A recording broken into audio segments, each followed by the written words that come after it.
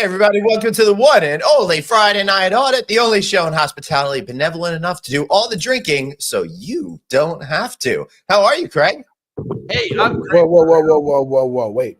Hold on. We have to cancel. Who is that? We have to cancel this show. We have an imposter on screen. What's going on? Yeah. Who is that person? I don't know. I do know. We can't have unauthorized access to our show. Maybe we need when to. When you have sweet baby faces on the show like that, it's not going to be. No. We need to be very careful with our. All right. So should we proceed accordingly? Look, I got my hands up over here. Yeah, so I got to cut him out. I mean, It's very scary to have. Look at this face. Who is this? Hey, no battle plans here. That's his. That's gonna. He's You didn't see he was announced as one of the chairs in the new Marvel movie. He's going to be playing Clean Cut Craig in Avengers Doomsday. Oh, I didn't. I missed that trailer, unfortunately. Yeah.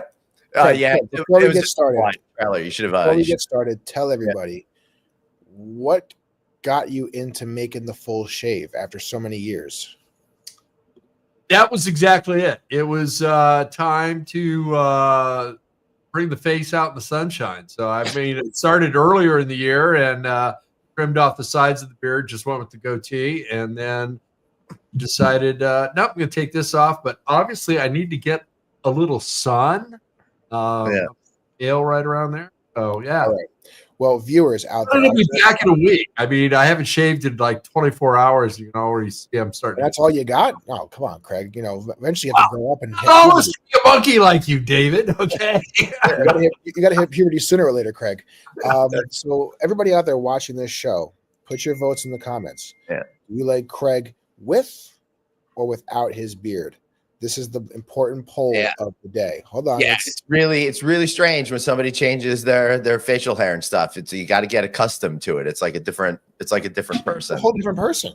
I know. It is a bit different. And then look at you, Mr. Iron Man, over here with your see-through chest. I mean, there's a lot going on today, guys. I mean, this is, we missed the show last week. We're back with a vengeance. We have a brand new co-host. We have a see-through Glenn. It's a lot to catch up on. Yeah, we have a lot to catch up on today. I'm feeling like we need to bring on our guest. We got a full house. Yes, tonight. We do. So, okay, we've got our first father and son show, Glenn. Yeah. We've got Paul Coury from Dallas, Texas. Yeah. And his son, our top banana winner. Oh my God. Coury.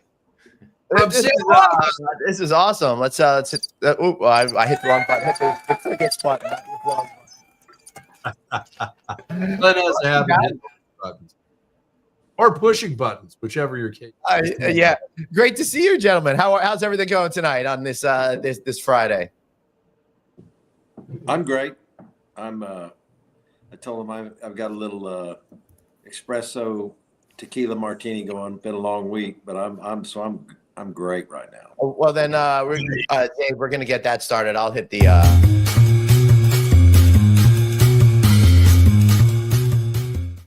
All right, the espresso tequila martini. Oh, hey, cheers, gentlemen. Cheers. That is pretty serious over there. Cheers. I have not yet poured my drink. I still got a glass with a. Glenn's drinking a glass of ice.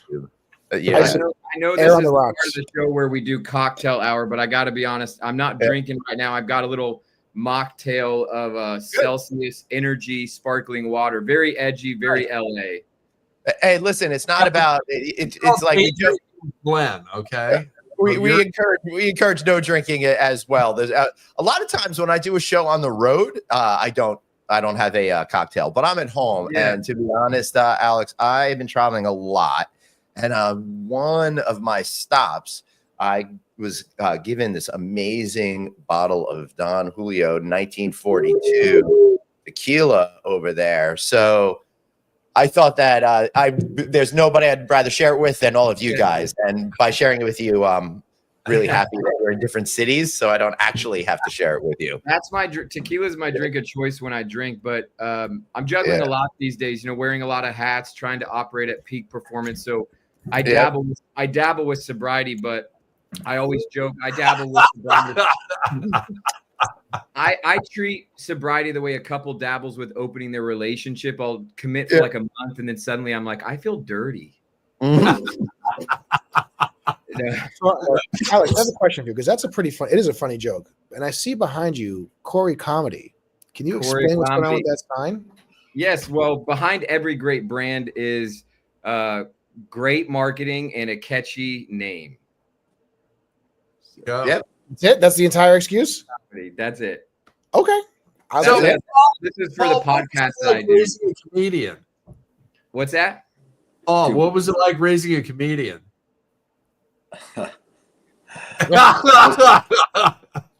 Let's put it this way. I always knew if I got short on money, I could write about the tales of the real Dennis the Menace. And trust me, I mean, it would be epic. It would be a massive, massive book. Now, would that compare size-wise to your epic book on hospitality? I mean, you guys are having some phenomenal growth. You've taken over some properties here in California, various other states. You guys are known for great experiences at your hotels.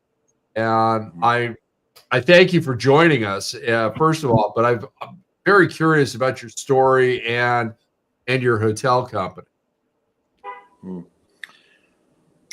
It's been we've had great growth, and my company will be 40 years old next year. So, wow, 3 years older than me, guys. Yeah, I started at 5. I was a prodigy.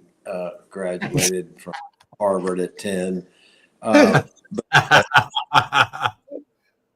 feel like you're confusing that with a movie. Maybe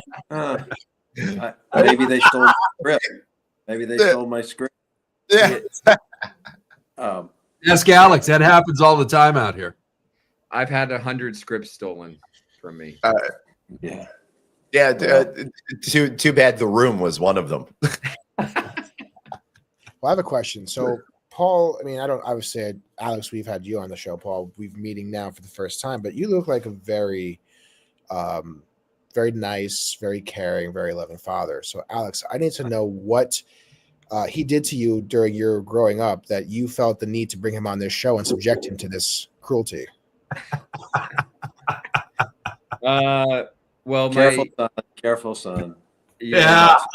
Paybacks are hell, baby. Yeah.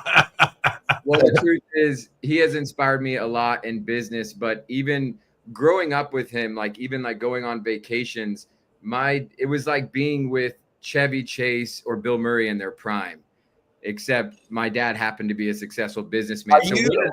Are you suggesting that Paul could beat the old 96er? Pretty close. Wow. But so we went on this trip, and I call it like our Coury European vacation. But my dad, like seriously, he almost drove us off a cliff on accident, like when we were in Tuscany. And he told everybody, like, don't move, stay in the car. And then all the kids just book it out of the car. My dad's just there over this cliff. My mom thinks that she pulled the car up with her hand, and she's like, my superhuman strength. But my dad, he just put the car in rear-wheel drive. It was a rear-wheel drive car, and just reversed the car. But he starts yelling. He's a comedian. Like, he's always been really funny. When we were in Rome, some guys were yelling on the street, and he opens up the window and just starts yelling in Italian gibberish. I understood everything you just said. And then also on that trip, he ran into a car a little bit, and like the bumper fell off, and he super glued the bumper back on before giving it back to the rental car. I mean, Well, that's how you get ahead in business. Creative ingenuity. MacGyver things. I think if you have a good sense of humor and you have a hospitable nature, I think you'll be successful. There you go. Hey, this to put a little color on the reverse of this. We go to the Eiffel Tower. There's a restaurant there named after Eiffel, right? And Alex, I think, is 10 or 8. Were you 8 or 10, something like that? I was 8. We go in there and I order a drink, and I think I'm sitting outside having a cigar, and he goes, Dad, can I have a beer? So I said, all right, bring him a non-alcoholic beer. And he goes, really? Can I have a cigar too? That's your luck, Alex. Go for it. Give me an inch. I'll take a mile. Listen, there's no successful business men or women out there that don't have a beer and cigar in their hand at some point. So you were just preparing yourself to be as successful in life. Yes, Yeah, yes. You got to play the part. But, growing up seriously around my dad, he always did a lot of voices growing up. And I think that stuck with me. Like, really? Yeah, like he would do Foghorn Leghorn or Droopy Dog. You know what's coming next, right, guys? Yeah, Paul, you got to pull one of those out. Yeah, it's a little impersonation face-off. Yeah, love it. Yeah, come on, guys. No, I wasn't kidding. I want to see one. Recognized by people of Dave's age, so not that good anymore. What are you looking for? I said, boy, you got a pointy head, boy. Look at that! I love it. That's good. I gotta say, it's one of the best impressions of Foghorn Leghorn. Come on. So is this basically family dinner? Yeah, family dinner. Yeah, trust me, it was fun. But we just did a advisory board meeting for the autograph tribute board in our hotel in Dallas yesterday. Mm-hmm. Nice. And Richard Kessler, you all know who he is by reputation. Yep. So he brought the first 7 hotels into the autograph brand in 2008, 2010, somewhere there. So the son, Mark, is on the board, and he says, hey, my dad wants to come. Can he come? And Richard's 72 or something like that. And yeah, bring him. So we actually filmed an homage to him, and I dressed up as the Godfather. I put the stuff in the cheeks, grew the mustache, slicked the hair back. And we did a video of the opening scene of the Godfather, and we spun it around where it was Richard Kessler and Marriott coming to him to do the autograph. It was I wish we could share a clip of that with you guys. It was so good. Yeah. Have a clip, just send it to me. I can get up in 30 seconds. Yes. We just went on a family trip recently, and we had like aunts and uncles and cousins around, and my dad pulled that out of nowhere. He puts on the Godfather music, puts on his coat, a cigar. He starts acting like the Godfather at dinner. That's hysterical. He would, and I got to be honest, Dad, like, I don't know if you do as many pranks as you used to, but I remember one Christmas I was helping my dad like with the tree. I must have been like 6 or something, and I don't know if he did it on purpose, but he had this huge like 10-foot tree, 9-foot tree fall over on top of it. It was like 12 feet. It was 12. It was 15 feet. And and my dad has it fall on him, and he starts playing dead and like acting like he was like this tree crushed him. Oh my God. I was freaking out. Exactly. See, that's a good joke right there. Petrify your kids is really just the way to go. Oh man. No, but that's like the time you locked yourself in the bathroom and the babysitter, you wouldn't answer. She thought you died, and she called the fire department. They came to the house. God. They wouldn't come out. That's Dennis the Minute. That's Dennis the Minute. It never happened. Yeah, but seriously, I remember wait. Let's spin this to hotels. So Alex tells everyone he's 34. He tells everyone he's been doing this for like 26 years, and they do the math. Well, so his version of working in the hotel. The first time he had the beer and cigar.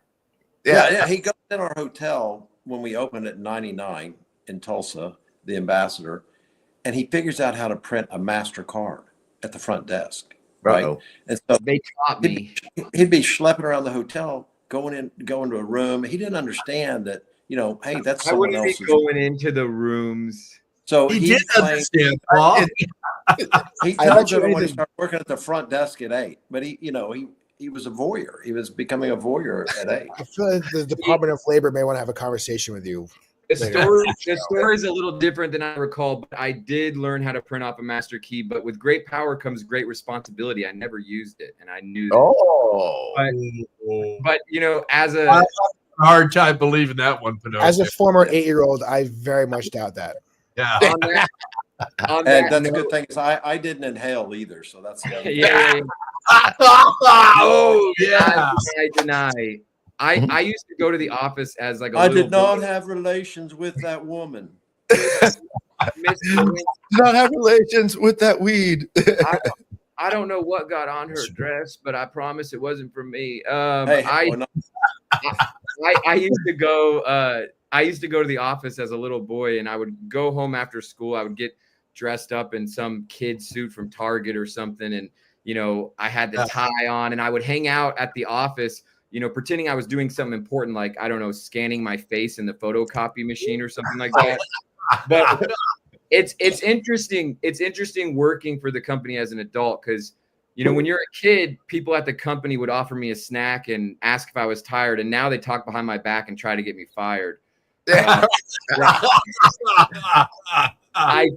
kid. The people in our company are amazing, and I couldn't ask for a better group of people. Also, probably awkward at your age that you're still putting your face down on the photocopier. That's everyone uncomfortable. Well, just be glad he's probably putting more than just his face there. It's just your face.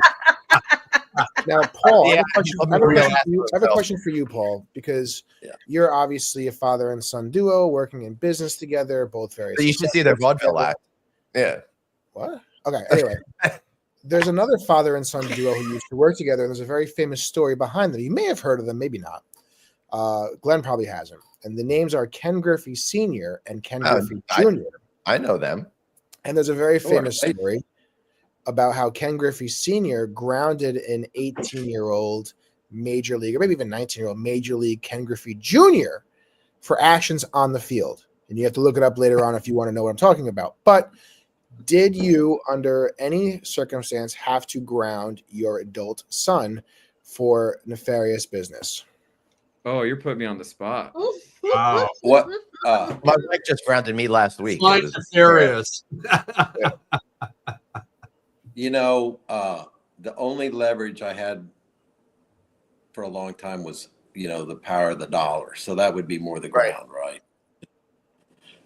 Got you. So, I don't know. He was gone. He was in California. He left when he was like 18. And so I never, he's had a lot of independence, and thank God I never put all he did because, he would have been perpetually chained to a chair or something. But so what you really mean is thank God it wasn't that social media wasn't a thing around then, or at least wasn't coming too much craziness.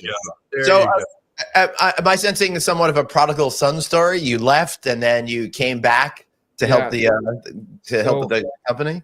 I left at 17 years old to move to LA, and I went to the New York Film Academy studying acting and film. I was doing some commercials and music videos. I actually got cast in Avril Lavigne's "Here's to Never Growing Up" music video as the prom king. And then I was like, this is it. I'm set. My career is taking off forever. David's bringing this up right now, by the way. And then my dad, the company's starting to grow, and he's like, look, I really want you to come home. And I was really determined to stay out there and keep, just working my acting career.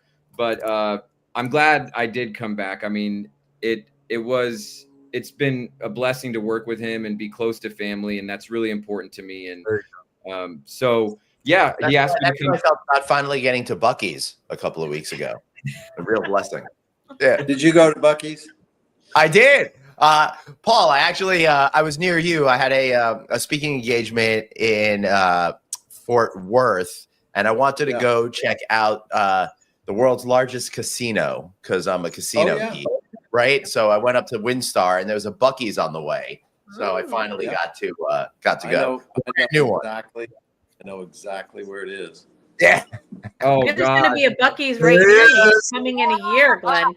Look at that young Alex. That is amazing. Nice. Speaking of Buc-ee, what's going on with your teeth?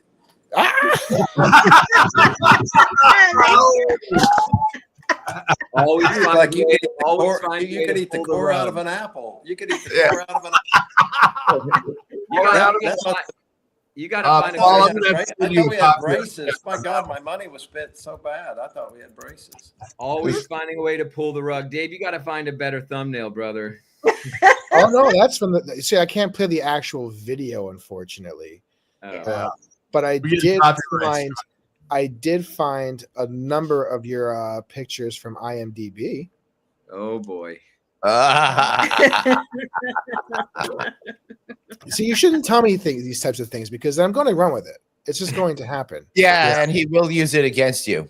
Oh, absolutely. Oh, there we go. Oh, there's one from the Disney Channel when I was 10 years old on Bug Juice. It was a reality TV show about campers. What? That sounds. When he went to summer camp in Santa Fe, they'd call me. I'd get my call every summer. Well, Alex is in here, and I'm not sure he's going to make it through the rest of the camp. I'm like, oh God.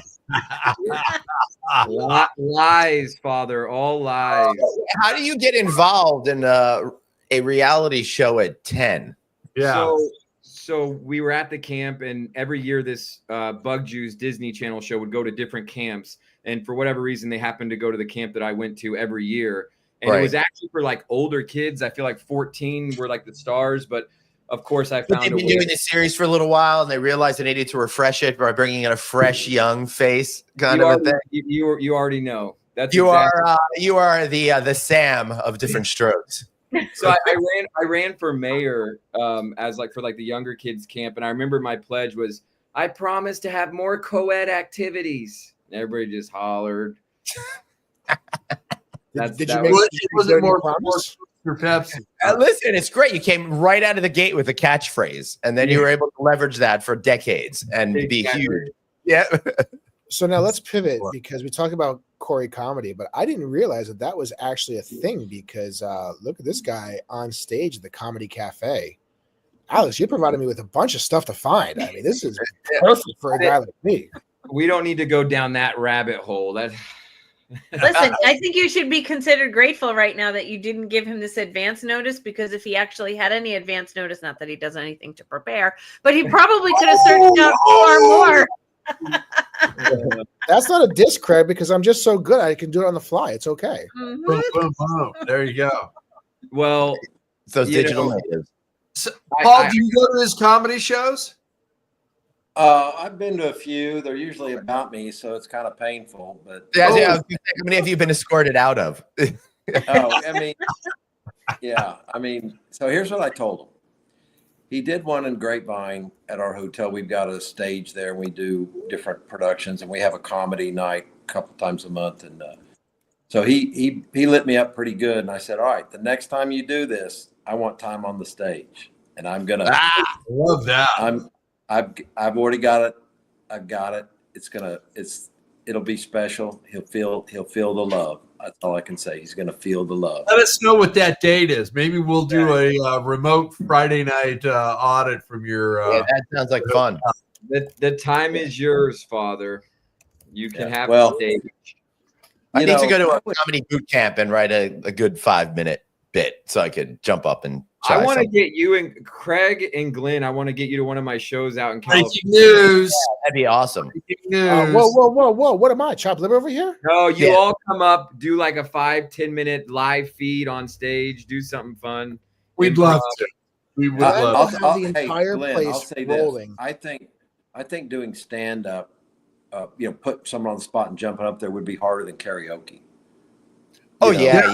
I mean, prepared for that. Like when I honestly, I give Alex a hard time, but I do admire him because that's tough. And I've been to a couple of them, and you throw a joke out there, and it doesn't land or whatever, and people just kind of I mean, and it was probably your best joke. Right. Oh, he's not talking about me. Mine always land. Well, the thing about comedy, especially stand-up comedy, is you've got to suck for a lot of years, and then you figure out how your voice and how the rhythm of the language and all of that kind of stuff. Yeah, we talked about that a lot on our podcast that we did about comedy. But for the shows my dad has been to, those weren't at traditional comedy clubs. That was at our place of business. So there's a bit of a dichotomy between being a comic and being part of ownership. People are looking at you different, and it's a weird place so to be. funny. Let me tell you this. He brings this gal in to co-produce it. I've known her since high school, he says. She gets up there and she goes, well, I'm going to try something I've never done before. I'm going to tell kind of some inappropriate female jokes, right?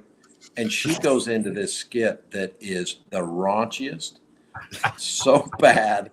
and it was like, oh my God. And it was like a Nikki Glazier type of comedy, but in a hotel setting. So it's a little tougher. Oh my God. And she did, it was so, I'll never, so I'm like, no well, more. That's my co-producer. So let's turn away from that. But I will say this, Glenn, I was saying no, because yes, I agree. Getting stand-up comedy has timing and practice, but Glenn, put him on stage and the entire comedy club will be rolling in literally 3 seconds, because all he's going to do is see this comedic face and they're going to start dying just by looking at him. How could you take this guy seriously any way he does by looking that way? Hey, you know what, David, Bruce or Glenn will fly out on G-Force 1, so you can be there as well. I would be petrified to do a stand-up comedy. Oh, we can do that. Come on, one time. Yes. Nut I haven't been able to crack is trying to figure out how to do that. I would really love to have some more. I would love to figure out the formula for some jokes better, so I could write stuff for when I'm hosting events and stuff like that. And come out a couple more prepared. When you're like really quick, you and Craig both off the cuff. I mean, I've seen you speak in front of people at the convention. You're natural up there in front of people. So Glenn, I happen to know a comedian that can help you with that. I'm going to say, but true confession. What's that? He says it's CEO of Coury Consulting, which means he's a consultant. And what you're looking for is a consultant to consult you on how to tell jokes. Literally, just hire him. Alex, what's your rate? We'll make the business deal right now.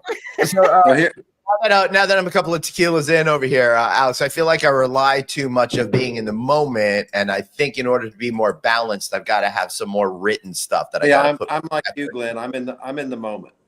Yeah. I'm not script. I may have a few thoughts, but I think to do what Alex, you got to have a whole flow. But the good comedians make you feel like they're in the moment, right? They can God. Yeah, you gotta be good at crowd work. That takes you to the next level as a comic. When they see it's living and breathing and you're interacting with people live, it creates that element of anything could happen. This is live. You can touch it. And the best part is that when they've made it in terms of their skill set, that they're completely in control at every single moment. And they're coming up with stuff on the spot, but then they're also digging deep into everything they've said ever on stage to find something that might work. You have a Rolodex going. So as you're talking to people and as you're doing crowd work, your Rolodex is ticking and you can kind of pull different jokes out from different categories. We weave them in between the crowd work. Well, people and then you're also in the moment. So when you have those great moments that are spontaneous, then when you hit something from the catalog, it doesn't necessarily seem that way. Is kind of how I feel. That's 100% right.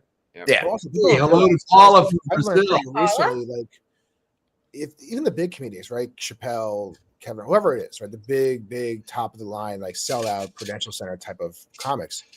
To get their specials and their big shows, they do how many shows in the smaller clubs, kind of unknown, to test the jokes out. Like it's a large process. Oh my goodness! Get one of those big shows together. And I don't think people really realize that they're not just jumping on stage, making it happen or writing it in a month. Like it's a lot of practice to know what jokes are going to work. Am I wrong, Alex? No, you're 100% right. 100%.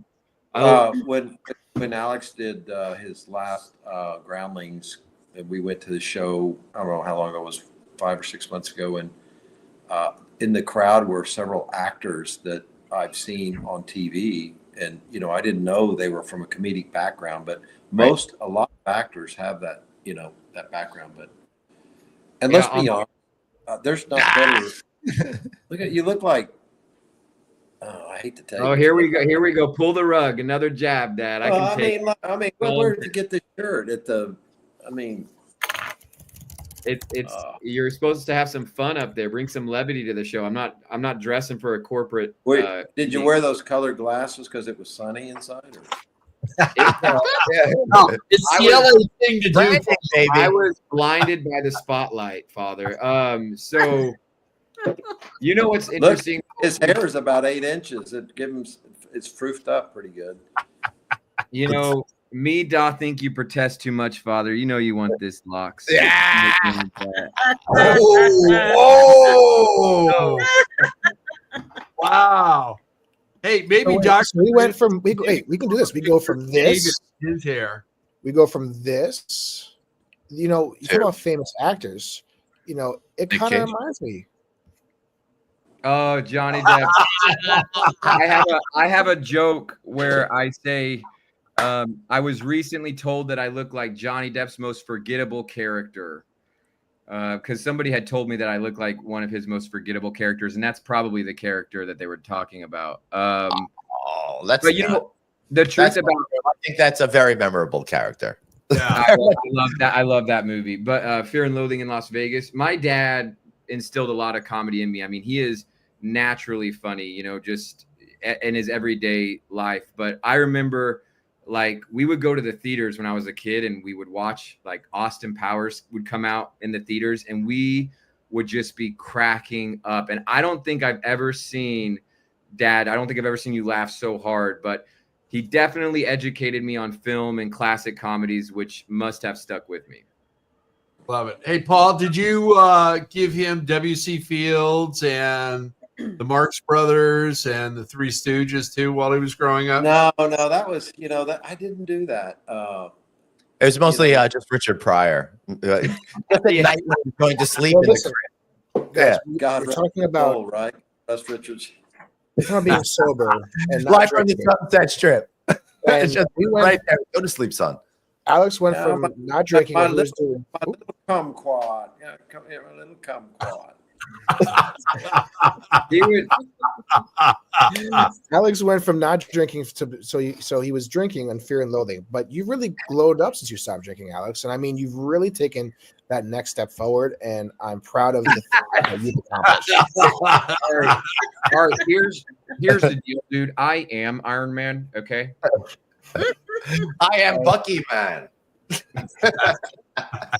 Dude, hey, what did you buy to eat in there?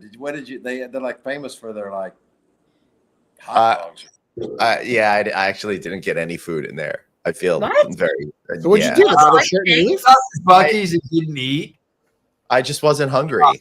Take Oh, him he out. went, Of, he take went him to out. go get gas and go to the bathroom like everybody else. Oh, that's Yeah. pretty much what I did. And I will say the bathroom was clean. It was lovely. And I bought a t-shirt. So I felt like I did my, I did my job, but there's so many great food items there. It was kind of like, I didn't know what to do, what to get. And I just kind of didn't get anything. Cause I'm like, I'm going to go eat at this casino and it'll be too much food.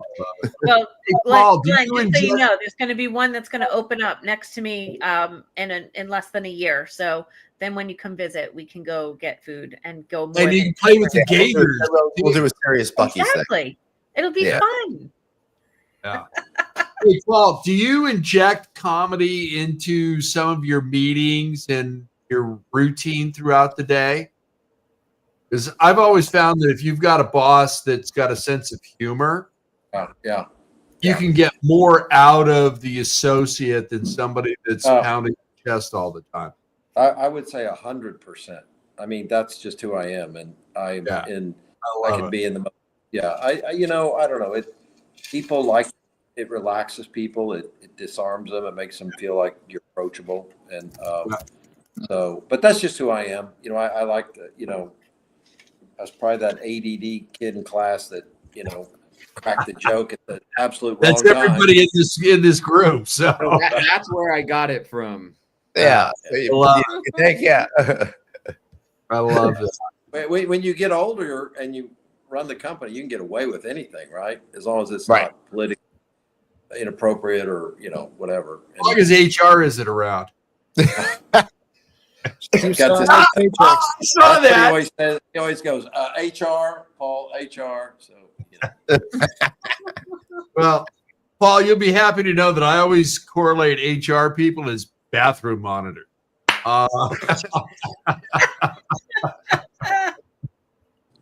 well, Glorified It's real- hallway monitors. Yeah. yeah, we by the way, we hit over 3,000. We call them curators, experienced curators, but we now have over 3,000 curators with the additions of our new hotel. So we were really, Wow. Congratulations.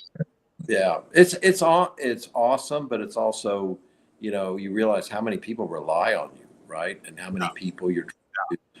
The other thing It's we a were daunting task. Yeah. What's that? It's a very daunting task to realize Yeah. you have 3,000 people, 4,000 people relying on you day in and day out for their existence and keeping that company marching in the right direction. Well, Now, and then the whole component of trying to, how do you keep your culture? How do you pull it through when you get big and let them understand who you are and your values? And everyone asks us that question as we grow. How are you going to keep your culture and be the company? Or we will. We're going to figure it out. You know. Right. How many Figure it out, properties do guys. you have now? We're going to be at 33. Nice. Favorite So number. you're right at that point where you're transitioning from, hey, this is a family company to something more, because it starts to become a little bit unwieldy around that point, based on, what all my friends tell me when they get to like 35 or so. Yeah. Yeah. I mean, we're not a family business really anymore in terms of, I now have some partners and I can't just, you've got to, and we're looking at strategic growth and positioning and the culture, but it's okay. It makes you, I don't ever want to be corporate, but I want to still do some of the things you have to do when you go to the next level. Right. So, yeah, of course you have to find that right balance and hopefully create something new. I guess that's where Alex comes in with the like funnier training videos and helping extend that culture to other places other than just coming from the top down. Yeah. I mean, honestly, that's true. People find that I would say the average age is probably 27, maybe, in the company. Right. And so they really, Company.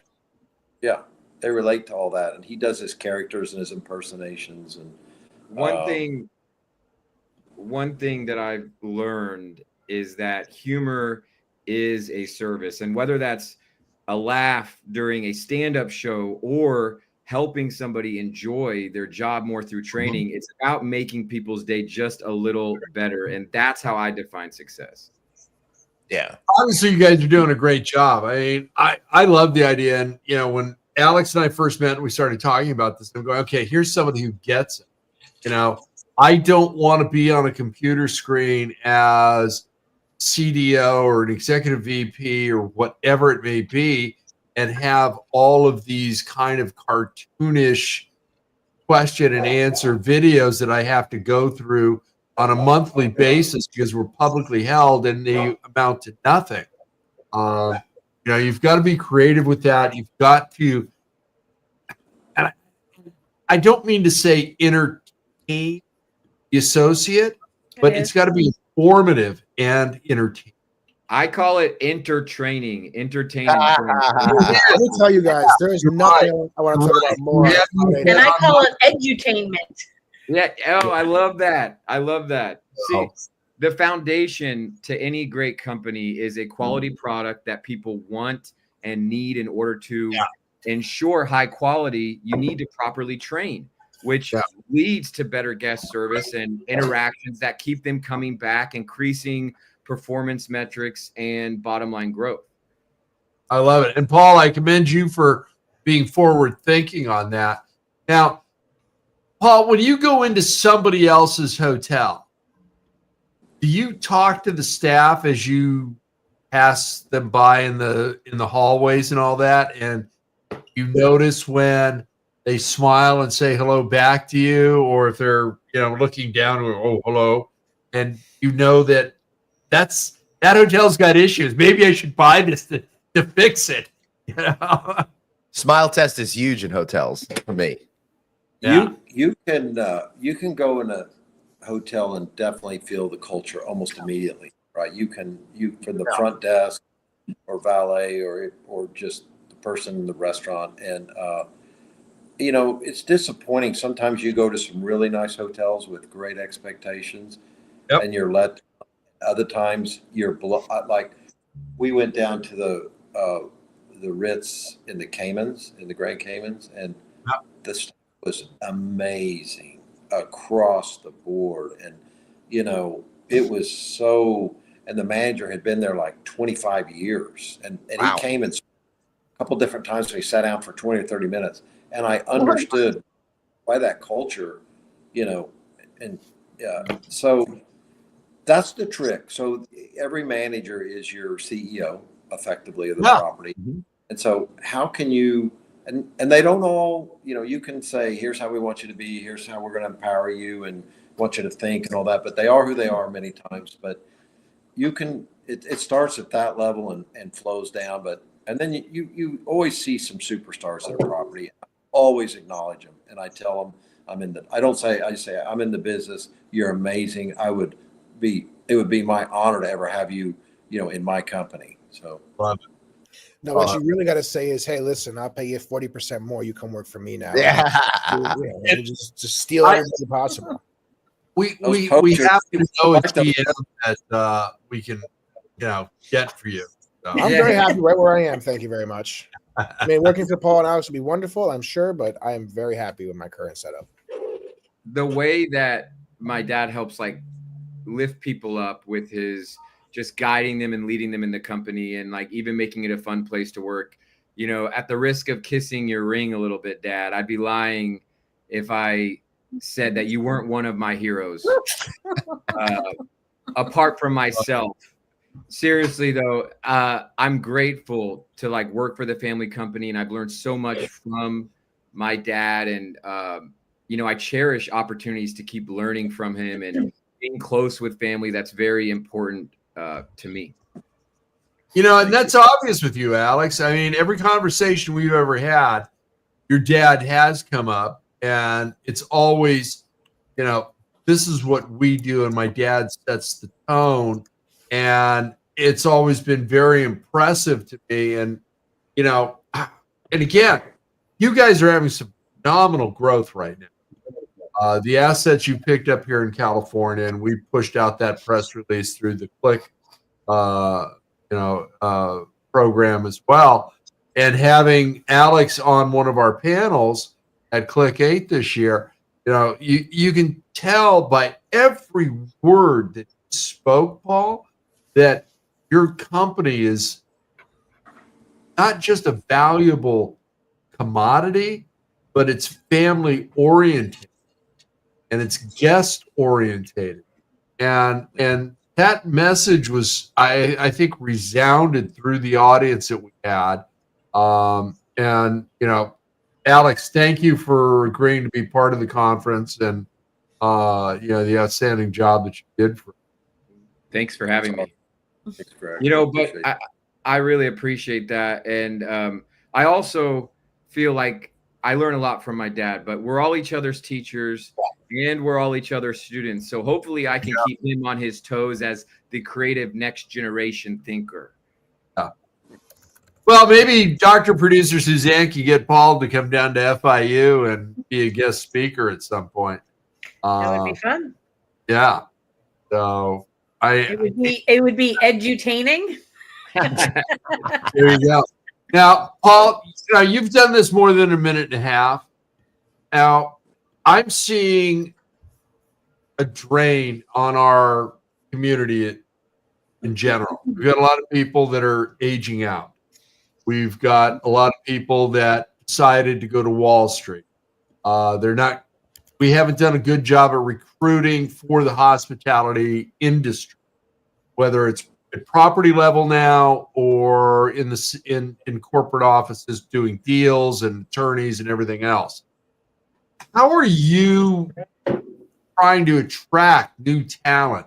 How are you trying to uplift a generation that may not have thought about hospitality and coming in that sector?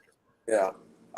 Craig, I don't know that we've gone to more traditional way. We go to some of the hospitality colleges and interview, and we have created a couple of platforms. We have a manager and training program out of college, and then we have a CEO in training where we pick people in the company that show leadership potential, and we kind of put them on into a program. But there are so many people you meet that really need to be in hospitality. You just meet them and you're like, yeah. What we do a bad job it's not the best paying industry until you get to a certain level. Right. And it's so hierarchical, and how many years you've been doing it before you become an assistant manager or front of the house manager or rooms, it's, and I'm not from that background. My background wasn't. And I find it a bit, frustrating because, and I tell my people in human resource, I'm like, does someone know how much a good manager can really make in a hotel? Right. Dave, I bet most people don't realize, what a manager can make. So, I mean, it's a good career but you gotta, you gotta pay your dues a lot of times. And so I don't know, It doesn't include the deal people and, being in a growth mode. I mean, I'm a deal person. Okay. It's the acquisition, it's the refinance, it's repositioning, it's the disposition, it's the ground up. I'm not an ops guy, never claimed to be. Now, as much as I think there was that one night in Reno when you were but I still think it could be another night, and that's where Glenn and I are working as bellman at Dave's Hotel. The two world bellman. I am too good. I'm not going to sit here and say that I am the best GM in the world. I'm not, but I am too good of a GM to ever let you two work for me. Yeah, you're going to have to really figure out how to shut off the GSTS for that one. Man, you're going to be in trouble. It will never be happening, let me tell you. But now I would be honored to be able to do that because I would run smoke around them and you, so it would be a lot of fun. But I have trust in you. Oh, thank you, Dave. Oh, yeah, that reads right. It's very simple. I don't know. Maybe we need to do a new show, and it'll be the visiting bellman or bell people, I guess, would be the politically correct thing. And we'll go to one of Paul's hotels, and Alex, you can direct and produce and shoot. Correct. We are trying to grow their business, not scare people out of their doors. You cannot be their face, especially with baby face now. Hey, wait a minute. Do it. I'm all clean. Okay? I know. I think the easiest way that you guys can attract and retain top talent is if you just put a nice mural on every single hotel in your back of house of this picture. And everybody will know where they need to be. Oh my God. That's a lot of views on that video too. What is that? It's not because of her, it's because of him. What is that at now? Like 13.1 mil. 13.1 million. There you go. Amy gets it. She knows. My claim to fame. That's our one fan, Amy. Come on. Of course you really did a bad job to yourself, Alex, by telling me about this. Look, if you noticed I haven't been talking for a while, it's because I've literally been watching this entire video, finding the best screen. Alex, talk to you. Let's talk about. Let's turn this back to my. Let's turn this back to my dad. No. Can you figure out a link to the video that we did? I don't know how to, whether text it or email it to him on the one I did with. Yeah. Let me see if I'll put my number in the chat, Alex. If you can text it to me, I can get it up in 2 seconds. Okay, 1 second. You gotta cut through the first part of it because it's a bit. Paul, let's jump back to a little bit of business right now on this growth spurt that you guys have been having. How are you finding lenders and insurance carriers out there right now? He just goes out into the woods with a flashlight and hopes to, We're just really serious now tonight. Well, I'm kind of more about. I am because this is what I do. But not on Fridays. What's going on over here? That's a good question, but like on the insurance, we're in the, we were heretofore mainly in mid America, and so our claims were lower, and we had a great experience on. So we've been doing really, really well on our insurance, but like Florida is a tough market. They've had people that California. California. So we're having to figure all that out. It's going to be a little more challenging, but lending, I mean, we've got, so in addition to ownership, we do third party and do consulting and help people mainly in the lifestyle world. So we have signed agreements to launch autographs and tributes and curios with developers, and we help them through the process. They're all struggling to get the money or the last equity. We have one that we are building that I own in Rogers, Arkansas, which is my Vin brand, which is my wine brand, Autograph. And then we're expanding or one in our Venn Hotel Grapevine, but it's because of that the financial models in place already, or I don't think we'd be able. I mean, it's just, and construction costs, by the way, are out of control. Hey, Yeah, wait till you try to get lumber next month, right? Listen, everything he's saying is great up front, but we all know the real truth. Uh-oh. I People come to- sense a transition coming. People come to him on the day of his son's comedy show and they ask for things. Me. But what did I know? oh, I love this. Oh, come on. Don't tell me it's. Is their RevPAR going to be higher than my 7 hotels, coupled with my phenomenal art collection that I collect worldwide, hotel after hotel, year after year? I'm asking you for help, Richard Corleone Kessler. The launch of the autograph collection. It's waiting. Your 7 properties. You can be the first.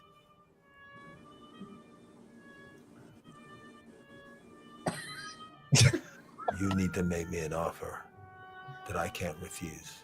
What kind of pip money will you give me to create an autograph brand? And I'm not talking about Gladys Knight and the Pips. The Godfather. Awesome. That was tremendous. That was Absolutely. hysterical. So I showed that at the board meeting yesterday to 20 owners, and there's levity. Immediately before they voted him off the board. I'm now working down at McDonald's. No, in and out. In and out. That's where you want to be. Yeah. I'm actually a Shake Shack. I'm a Shake Shack guy. There you go. That's a good one too.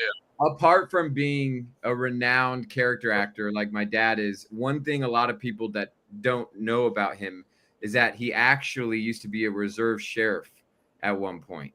Really? Yeah. And I got a funny story to that real quick. But when I was younger, like, I don't know, like 20, I was at home and my dad's like, hey, come on a ride along with me. Like, I want to show you what I do. You know, and I thought he was going to, like, you know, take me down to a drug cartel or something. Instead, I ended up watching him give some poor guy a ticket for not wearing a seatbelt or something like that. But no. They arrested somebody for some type of a warrant, and I'm sitting in the back seat and his partner's in the front. And I'm like, well, what are you going to do if you arrest somebody? Am I just going to be sitting in the back of the cop car with the criminal? And I was. So this guy gets in huffing and puffing. He's angry, and I put my hands behind my back to act like I was arrested too. Oh my god! Oh my god! That way, I'm not just a cop's son in the back seat, some op, some narc. So this guy gets in. He's like, "Hey, my name's Jerome. What's your name?" And you know, I just start like talking crap to my dad. We told him we picked Alex up for solicitation. Yeah. You know, I made fast friends. That would be child abuse in some states. Oh my god! I made fast friends with Jerome on the way to the big house. But when I got out of the car and I took my hands from behind my back and he saw I didn't have handcuffs on, I never made a friend as fast and betrayed his trust like I did that night. Yeah. Oh my god! Oh god, that's funny. Oh, that's Can you guys believe? Can you believe? I can't believe it, Dave. I know, right? I really can't believe it, but it is freaking time.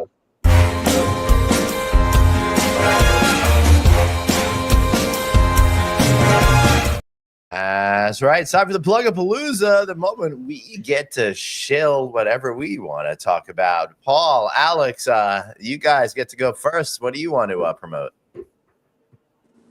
Dad? I'll let you go. I need a minute here. I'm not as quick as you. I'm getting old. Oh, all right. I'll go first, guys. I got you guys. It's okay. That's code for too many espresso martinis with tequila. I didn't see him have a sip of it and drink it the entire time. Did I saw one sip. Oh, he finished it. yeah. Oh, yeah. Okay. I'll That's the second I one. see an espresso martini drink out of a snifter, though. I thought he was having like. I'll promote Alex? Coury. You look wonderful. Did I tell you I'm fine? Listen, guys, I got you. So listen, guys, you guys really need to make it out to LA. you need to get down to the Comedy Cafe and check out Mr. Alex Coury live in studio. As you said, you want to be having that live experience. You want to be able to touch it, breathe it. Well, let me tell you guys, don't touch any other comedian, but go on there and touch. Well, that might get you in the back of a cop car. Yeah, you can also find my shows at the West Side Comedy in Santa Monica, the Ha Ha Club in North Hollywood, and the Improv on Sunset. But I'm actually doing a show now where I'm mixing stand-up and improv because I have a very strong improv background. So I'm kind of bringing both of that comedic aspect to the table now. But one thing I wanted to quickly shamelessly promote is Coury Consulting. So, we've talked about this on our podcast, the podcast that we did, Lynn and Craig, but with Coury Consulting, we took what was, just a proven process for Coury hospitality, training videos for new hires, and we built it into a creative engine that supports quality assurance, guest service, and bottom line growth across the whole company. So that's been really meaningful for me. Awesome. Proving that creativity can scale and support businesses at a high level. So Coury Consulting, if you want to elevate your hospitality company. Yeah, I absolutely love that, because you got to engage people. You got to make it fun and interesting. Otherwise, they're just going to go somewhere else. Paul, you ready for yours? Gosh, I don't like to be self-promoting, but I'll give it a go. I'm really proud of our hotels, Coury Hospitality, and it'd be worth checking some of them out. We pride ourselves on being the best at food and beverage and doing some really unique outlets, and we try to curate those ourselves and brand them, and we've got some speakeasies and whatnot. But just go check them out. We're going to be in the California side now. We're out throughout the Midwest, but I think that everybody will have a great experience and enjoy our culture. Awesome.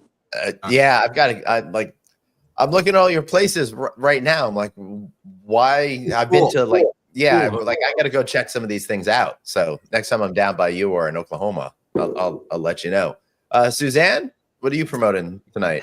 Well, I will be sleeping in SeaWorld tomorrow with the sharks. So let's see if I can make it to next Friday.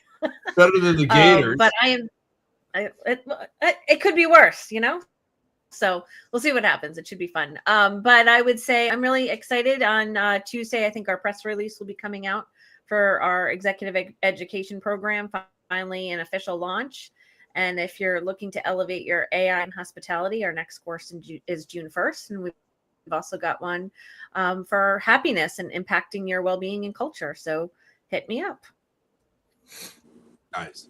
Awesome. Dave, you got anything? All right, there you go. I did my promotion of Coury Comedy. David, you should be promoting having Glenn and I at your hotel working as bellman.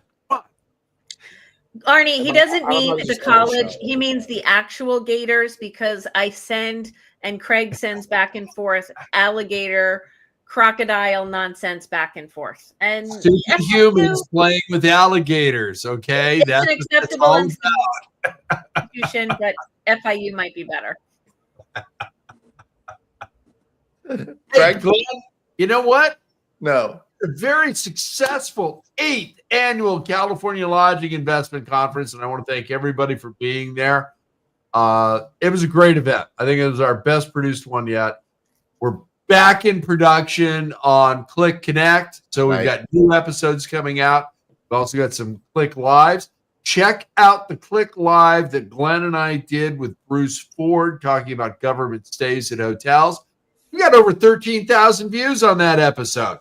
And we're going to do a part 2 over on No Vacancy News. So, yeah. So check that out.